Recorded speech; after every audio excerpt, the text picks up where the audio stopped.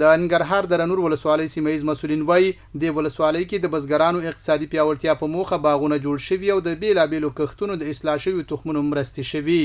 سیمه ییز مسؤلین وایي بزګرانو سره له دغه مرستو موخه د کروندګرو اقتصادي پیاوړتیا او د حلالو عایداتي سرچینو پراخول دي. د بدیل معیشت په باره کې خو دلته بزګرانو ته اولا چې کار شوی دی هغه د کوکنارو په بدیل کې دلته دې ته د خلکو ته ګلاب کرل شوي دي او باغونه کرل شوي دي. باغداري په برخه کې دلته د خلکو سره ډېر کومک شوی، اصلاح شوي تخمونه ورکول شوي دي او نو همدارنګه نورم همکاري شوې ده او مؤسساتو له خوا نه باغونه ورته جوړ شوي او نورم انشاءالله موږ هم د مؤسساتو غږ کړی چې تر څو د خلکو ته یو بدیله لار پیدا شي د کوکنارو په بدیل کې.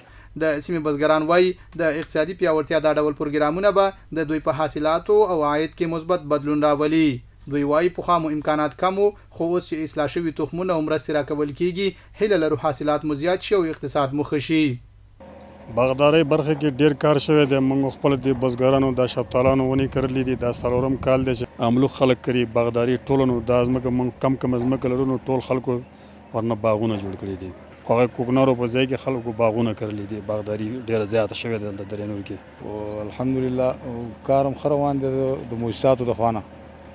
که ځمکې هم کمې لري دا خلک خو لیکن باغداري او د میوه‌جاتو د ګلانو دغه باغونه په صحیح توګه باندې ورکلي دي. مؤسساتو څخه کومک کړی دی ورکلي دي ته انشاءالله ورځي کې باغونه دي که هغه د شلتالانو دي او که د لیمبوګانو دي او که د ګلابو دي ټول په صحیح حاصلات ورکوي الحمدلله.